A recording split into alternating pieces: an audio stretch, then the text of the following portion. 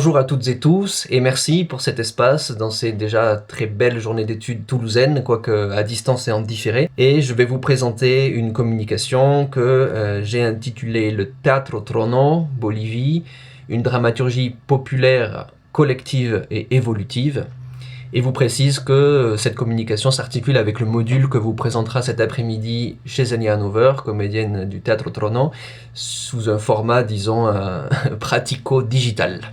L'aventure du Teatro Trono et de la Compañía de Productores en Artes, COMPA, semble inénarrable, tant elle échappe, par sa richesse protéiforme, aux rassurantes et toujours problématiques catégories, et que telle ou telle approche spécifique, si elle résout pour un moment les problèmes de la description et les tentatives d'explication, court le risque d'assécher ce qui fait la raison même, une raison émotionnelle, politique, corporelle et réticulaire, où toutes les dimensions du projet se répondent dans un jeu d'écho, la raison même de ce rêve irraisonnable et irraisonné lancé par Iván Nogales Bazán en 1989 à El Alto, sur les hauteurs de La Paz, en Bolivie. Alors, je me propose ici quand même de replanter quelques problématiques centrales qui travaillent le groupe depuis ses origines, de poser les principaux jalons du parcours de ce collectif qui est bien plus que l'addition d'une troupe et d'un centre culturel, avant d'aborder quelques-unes de ses œuvres, appréhendées sous des modes relationnels particuliers sur lesquels je reviendrai, et en me questionnant sur ce qui fait l'idiosyncrasie du Teatro Trono.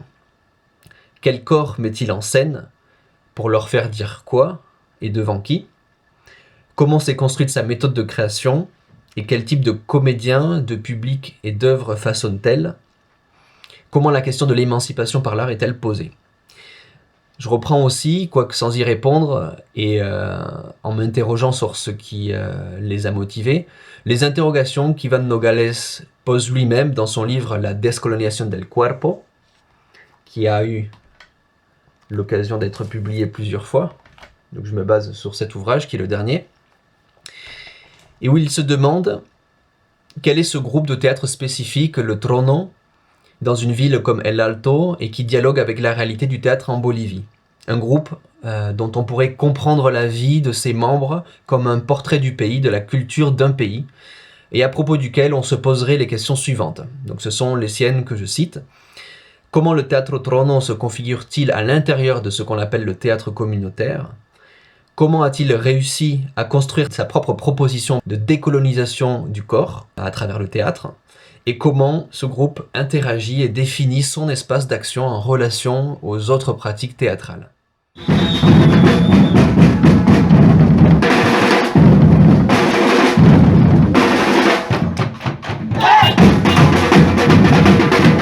Je passerai rapidement sur le mouvement du théâtre populaire bolivien dans lequel le Teatro Trono prend ses racines. Dans les années 40, où il se divise en deux courants, d'un côté Raúl Salmón et le théâtre costumbrista, donc tendance naturaliste, et de l'autre Liber Forti et la compagnie Nuevos Horizontes. Le premier met en scène des personnages qui circulaient dans les franges marginales d'une Bolivie qui reconnaissait pas encore le droit de vote aux indigènes et aux métis, et ouvre la porte à ces populations marginalisées et leur montre un reflet ou une caricature d'eux-mêmes. C'est ce qu'on lui a reproché en tout cas. Et de l'autre, Liber Forti, qui lui préfère apporter dans les mines, dans les villages, dans les entreprises, des spectacles issus de la dramaturgie avant-gardiste européenne. Donc il apporte ces dramaturgies-là, révolutionnaires et revendicatives, aux populations opprimées économiquement, culturellement, socialement. L'idée est que le Teatro Trono s'inscrit dans la filiation surtout de Liber Forti, et notamment en reprenant sa phrase célèbre « L'artiste n'est pas une catégorie spéciale de personnes, mais chaque personne est une catégorie spéciale d'artistes », qui ancre durablement l'idée qu'il y a une créativité populaire déjà là et qu'il faut donc stimuler pour l'amener vers de nouveaux horizons. Dans les années 80, les compagnies expérimentent de plus en plus de nouveaux outils, de nouvelles techniques, affinent leur style poétique, expressionniste, symbolique. Donc c'est la ligne Liber Forti qui prend le dessus en quelque sorte. Et à travers des créations collectives, dont le Teatro Trono a hérité les méthodes, il croise des langages hybrides entre théâtre et art du clown, théâtre et objet, théâtre et conte, théâtre et danse, théâtre et musique. Mais le Teatro Trono va vite déborder du sillon du théâtre populaire en essayant de réaliser 3 choses. D'abord, se diriger vers la théâtralisation de la mémoire. D'autre part, créer son propre théâtre communautaire. Et enfin, développer petit à petit sa méthodologie, appelée donc la décolonisation du corps. La distinction entre le public populaire et les acteurs en scène se brouille peu à peu, c'est en tout cas le désir d'Iván Nogales. C'est non seulement désormais ce public populaire qui doit monter sur scène, mais il doit y monter selon une rigueur, selon la rigueur d'une méthode et d'un enjeu esthétique tout particulier. Alors Iván Nogales installe le Teatro Trono dans la cité populaire d'El Alto pour se nourrir de son quotidien passé, présent et du devenir imaginé par ses habitants, écrit-il. Il s'agit d'incarner une mémoire des chroniques corporelles, locales, et en tant qu'acteur, d'absorber un destin collectif dans cet enchevêtrement de lutte sociale omniprésente que cette ville absorbe elle-même à chaque instant. Les nouveaux protagonistes du théâtre, les comédiens comme les personnages, doivent être ni plus ni moins que ces nouveaux acteurs sociaux, ceux de cette époque, les femmes, les indigènes, les habitants des quartiers et les jeunes, qui sont au devant de la scène dans ce que Nogales appelle les batailles déterminantes pour les changements sociaux du XXIe siècle, dans une Bolivie qu'il interprète comme le produit de mouvements principalement alteños, donc del Alto, et notamment issus du combat, du combatif héritage minier, du syndicalisme rural et de la résilience de la culture des Indiens Aymara. Alors un fait important à mentionner, c'est qu'Iván Nogales vient de la sociologie à l'université. Il a très vite compris ses apports déterminants, mais aussi ses pièges lorsqu'elle inspire directement les artistes. C'est pourquoi il écrit qu'on s'est de plus en plus mis à distance d'une science qui est objective, qui chosifie les personnes en interprétation statistique, en simples chiffres.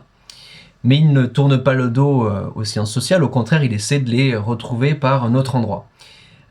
Car ces personnages, à la fin, pour lui, tentent d'expliquer et d'interpréter l'inégalité, l'injustice, l'inéquité et l'exploitation, de dévoiler par les histoires minimalistes l'attirail des totalités et par là même doivent pouvoir s'entendre comme de grandes histoires.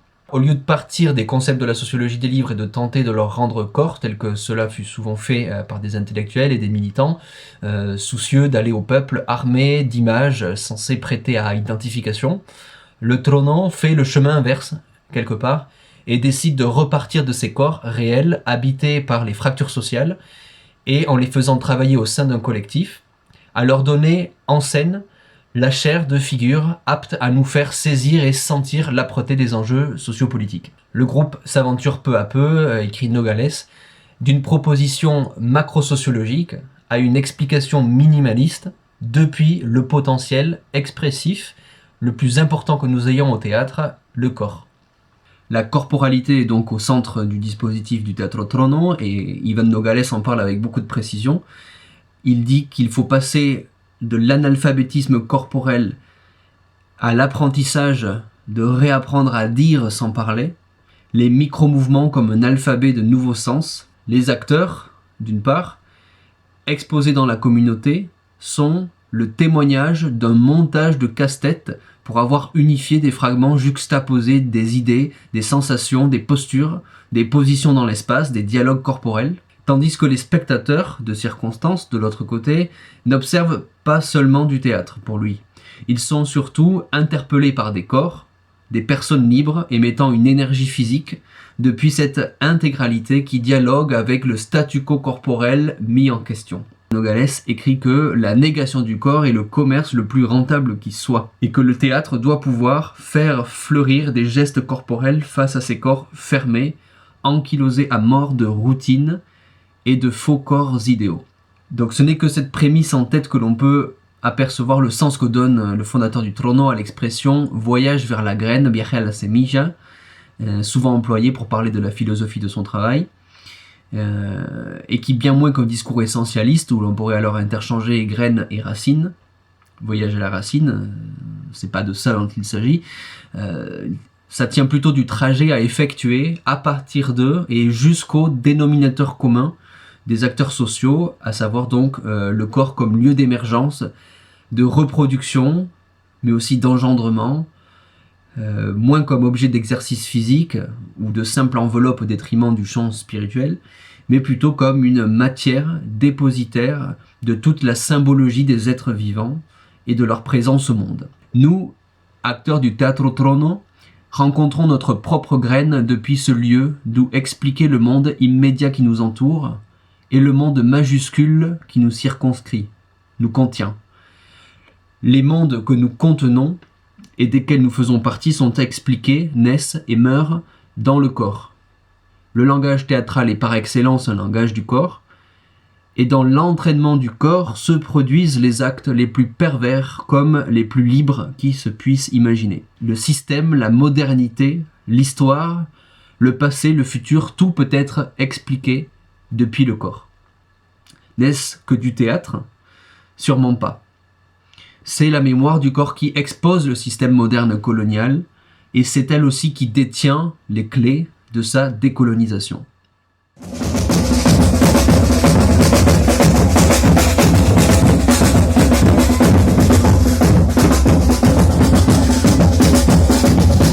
Le groupe naît donc en 1989 alors que Iván Nogales est employé comme instructeur de théâtre pour monter un spectacle de Noël dans un centre qui s'appelle le Centre de thérapie de diagnostic pour garçons. Le monter avec donc des enfants orphelins, abandonnés, addicts à la drogue, qui vivent souvent dans la rue et qui sont recueillis dans ce centre très austère. Évidemment, l'aventure prend vite une autre tournure et Ivan monte avec eux 2 spectacles, Vida de Perros, Vie de chien, et El Meón, le pisseur, si l'on peut traduire comme ça, qui dénonce les conditions de vie dans la rue, en faisant jouer aux jeunes adolescents des rôles qui leur ressemblent mais qui ne sont pas tout à fait eux. Alors je ne m'étendrai pas sur les innombrables résistances que le groupe a rencontrées à l'intérieur de l'institution et qui sont racontées dans ce livre, El Mañana es hoy, Demain c'est aujourd'hui, écrit par Iván Nogales et 3 des membres du premier groupe du Teatro Trono. Le fait est que le groupe s'autonomise, parvient à sortir des 4 murs du centre et joue à El Alto, à La Paz, va dans des rencontres internationales au Pérou en 92, au Mexique en 95, en 97. Ils sont aidés ponctuellement par des ONG, mais globalement, ils vivent dans une grande précarité. Les jeunes vont vivre dans la maison d'Iván Nogales. Après la première génération de chicos de calle, d'enfants des rues, donc, comme ils l'appellent, se constitue une deuxième génération de jóvenes de barrio, de jeunes de quartier. Donc cette histoire-là est compilée dans ce deuxième ouvrage. Cette génération est essentiellement menée par 3 jeunes femmes que l'on voit ici, qui vont donner une nouvelle ligne éthique, esthétique au Teatro Trono, emporter les anciennes et les nouvelles pièces dans les campagnes, où elles vont d'ailleurs apprendre beaucoup des communautés, qu'elles vont surprendre en leur montrant que 3 jeunes femmes peuvent voyager au fin fond de la Bolivie et apporter du théâtre dans ces endroits reculés où en général personne ne s'aventure. Donc on voit là un certain nombre d'images de cette époque-là. C'est aussi l'époque où se construit le bâtiment du Teatro Trono Compa, qui commence comme une extension de la maison d'Iván Nogales, comme ceci, et qui finit par être le bâtiment de 7 étages haut en couleur que l'on connaît aujourd'hui et qui domine Ciudad Satélite, dans la ville d'El Alto, dans lequel se proposent un certain nombre d'activités culturelles, des cours de marionnettes, une cinémathèque, une bibliothèque ambulante, des cours de danse, des cours d'accompagnement scolaire, et également justement une proposition pédagogique depuis les arts qui va peu à peu se développer dans les écoles et donner lieu à plusieurs publications. Parallèlement se déploie une 3e génération de troneros, donc de membres du Trono, qui réalise un certain nombre de tournées internationales en Europe, aux États-Unis, qui obtient des aides d'ONG, qui est en général invitée par des festivals et qui bénéficie de la coopération internationale. La troupe acquiert également le Teatro Camión, donc un théâtre camion qui se déploie en scène de théâtre pour les tournées. Elle acquiert également un territoire dans les Yungas, au nord de La Paz, où elle va implanter peu à peu son Pueblo de Creadores, un projet de village repensé depuis la pratique artistique et culturelle. Et également s'ouvrent 2 autres compas à Santa Cruz et à Cochabamba. Donc c'est un tissu qui se crée autour de la compagnie. Mais c'est sur la 4e génération de Teatro Trono que je voudrais m'attarder.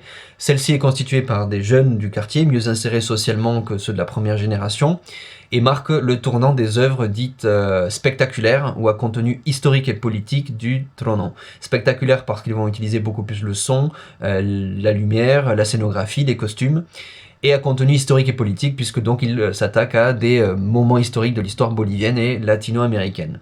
Ce sont des pièces qui durent plus longtemps également, les premières duraient plutôt 20 minutes, une demi-heure, et les dernières plutôt 45 minutes, voire 1 heure. Cette 4e génération du Trono est la plus soudée et durable. Alors pour créer, ils se réunissent autour d'une thématique en général. C'est d'abord de grandes discussions autour d'une pluie d'idées, déjà très corporalisées, qui donne lieu à la réalisation d'un squelette avec des petites vignettes comme ça, qu'ils se répartissent par groupe de 3 ou 4 comédiens. Chacun fait une proposition d'interprétation et à force de comparaison ou de mélanger les propositions, on parvient à constituer ainsi une œuvre. Alors le texte n'est jamais écrit à l'avance, même s'il peut y avoir des canevas ou des idées de dialogue. Et chaque comédien, à l'issue de ses improvisations, vient compléter par ses répliques le texte qui donc n'est jamais définitif et qui est sans cesse réinventé à chaque représentation. Donc il n'y a pas, les textes ne sont pas voués à constituer une œuvre littéraire, mais c'est plutôt un répertoire assez plastique, assez mouvant, qui est chaque fois repris par les nouveaux comédiens ou par les anciens. Alors voilà que l'improvisation n'est pas seulement une méthode de création, c'est aussi une manière d'être du groupe qui s'expose parfois à quelques accidents, quelques ratés qu'ils reconnaissent bien volontiers eux-mêmes en disant que quelque part ils improvisent un peu tout le temps. Mais c'est ça qui leur donne une énergie folle sur scène, donc c'est un moteur de création qui est gage de confiance, qui fait dire aux comédiens qu'ils sont liés par l'Ahayu, donc l'esprit incorporé tel qu'on l'appelle dans les Andes. C'est aussi un habitus de la débrouille qui a été transmis depuis la première génération et qui fait que le groupe est motivé plutôt par le goût du risque, par l'appât du jeu, bien plus que par l'élaboration d'une œuvre gravée dans le marbre par avance ou par un calcul trop prémédité des effets à produire sur le public. Du point de vue des références, ils font feu de tout bois, si l'on peut dire, et disent contenir les échos d'autres théâtralités. Alors ils se réfèrent aussi bien à Stanislavski, Brecht, Artaud, Grotowski, Barba, Jarry. Ils sont appréhendés à partir des empreintes qu'ils ont laissées en Amérique latine et du point de vue des intérêts communautaires à reconstruire et donc à la création d'un discours et d'une pratique corporelle depuis l'interprétation de la réalité latino-américaine. De ce point de vue-là, ils se réfèrent aussi au Brésilien Augusto Boal et donc au théâtre de l'opprimé ou également au Colombien Santiago Garcia.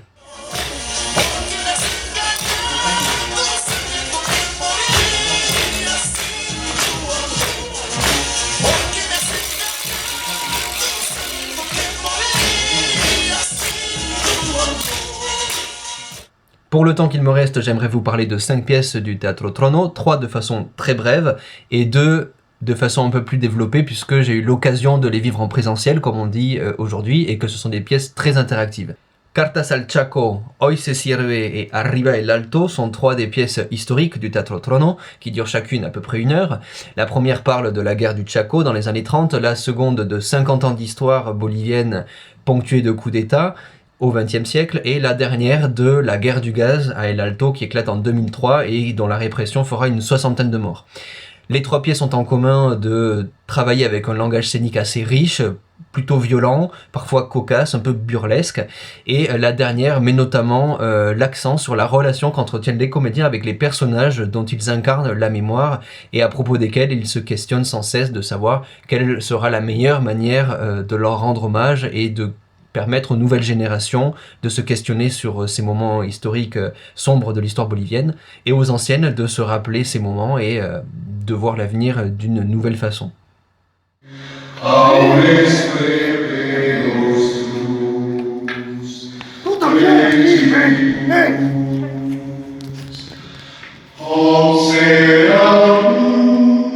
partir de ahora, todo lo que es suyo me pertenece.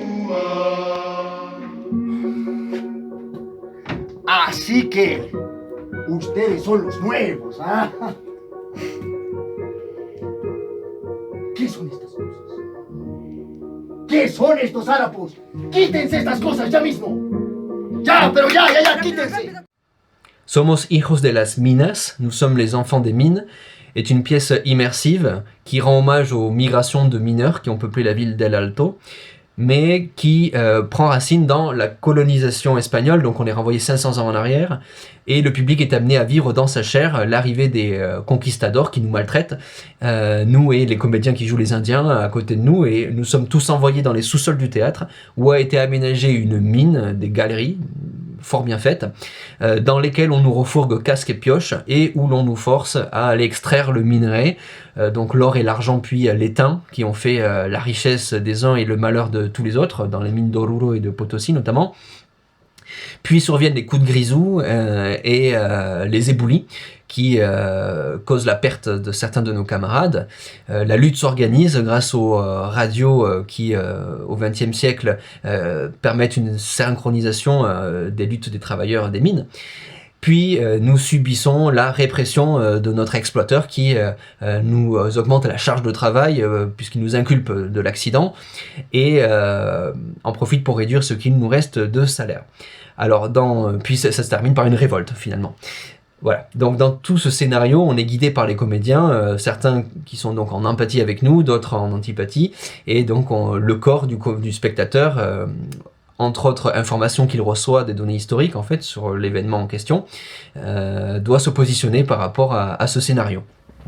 Ese momento en el que todos te traen docenas de cajas de cerveza y tú en cada vasito tienes que chayarte a la Pachamama, pero luego recordar que al siguiente año tienes que devolver el aire. Solamente un día, nada más un día. Lo es... Martín, ¿Por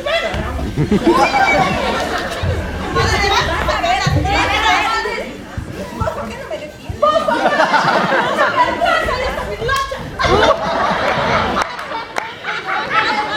Ven, comadre, te invitaré un trago.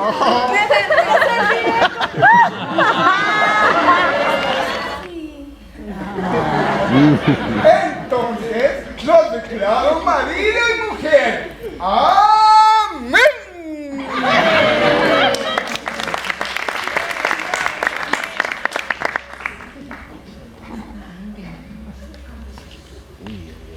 Ante todo quiero brindar por la virtud de la fiesta, la virtud de la comunidad, la virtud de toda la gente que nos acompaña en este evento que no he pedido, pero que me han concedido. El momento que te vi, esos ojos que brillaban y latían desde mi corazón, desde este momento, era algo que no podía comprender, algo completamente desesperado, algo casi extremadamente fugaz. Et enfin, El Preste, ou la Fraternidad del Buen Morir, qui est une pièce assez difficile à résumer. C'est une espèce de grande fête donnée sur un ton comique. Un tableau de plusieurs tableaux que j'ai eu l'occasion de voir dans un espace circulaire, avec 2 accès derrière le public, un balcon en face et un accès par le sous-sol via un escalier.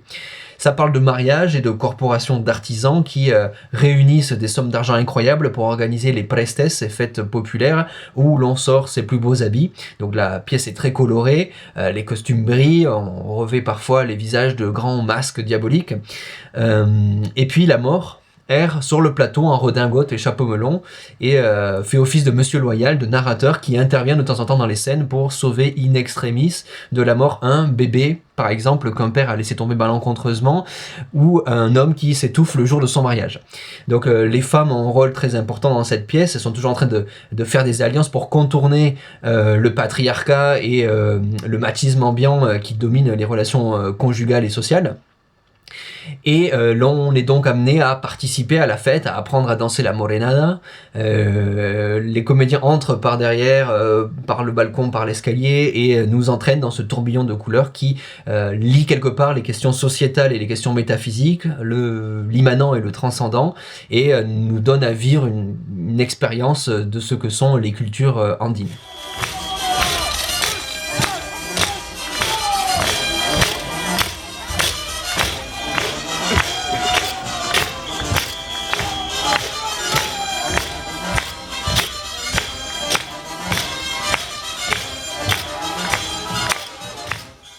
Pour conclure, on pourrait dire que le Teatro Trono, après avoir joué devant plus d'1,5 million de spectateurs, d'avoir donné quelques 8000 représentations, dont un quart hors de Bolivie, est parvenu au fil de 30 années à développer un répertoire d'une 50aine de pièces, un style riche de son hétérogénéité, une méthodologie, la décolonisation du corps, un mode de création, de production et de représentation à la fois syncrétique par ses multiples références et idiosyncratique d'un pays et d'une ville, El Alto, représentative sinon des conflits politiques nationaux, du moins de ceux de l'Altiplano. Dramaturgie populaire jouant sur divers registres, du conte au clown, en passant par le réalisme et le symbolisme, le tragique et le comique, la pantomime, les arts du cirque et la danse-théâtre, celle-ci reste souple et ouverte, puisant où elle en a besoin ses ressources esthétiques et ses références politiques, et proposant des pièces ne durant jamais plus d'1 heure, souvent en interaction avec le public et évoluant au gré de générations de troneros. C'est en cela peut-être que le Teatro Trono s'incarne tout à la fois comme un théâtre populaire et communautaire, d'un autre type que celui qui s'est développé en Argentine à partir des années 80, avec lequel il est néanmoins en intime connexion et qu'il considère aujourd'hui comme l'une de ses sources d'inspiration. Porté par un objectif politique, inspiré par un regard sociologique et par divers courants artistiques, la troupe est d'abord douée d'une praxis tissée de savoir-faire issu des rues et de son quartier. En effet, les gestes du trono sont toujours empreints de ces diverses appropriations subalternes issues des rapports asymétriques déterminés par la violence de la réalité sociale, raciale, culturelle et économique bolivienne. Mais le collectif se nourrit aussi, au quotidien, d'une longue tradition communautaire, indigène et syndicale, urbaine comme rurale, ainsi que des cultures de métier dont ses membres aujourd'hui plus durablement scolarisés héritent par leur famille. Séduits par les expérimentations d'un théâtre versé dans l'art pour l'art, les comédiens du Trono n'en gardent pas moins sur lui, lorsqu'il s'en préoccupe, un regard défiant, le jugeant volontiers déconnecté des préoccupations et des formes d'adhésion populaire.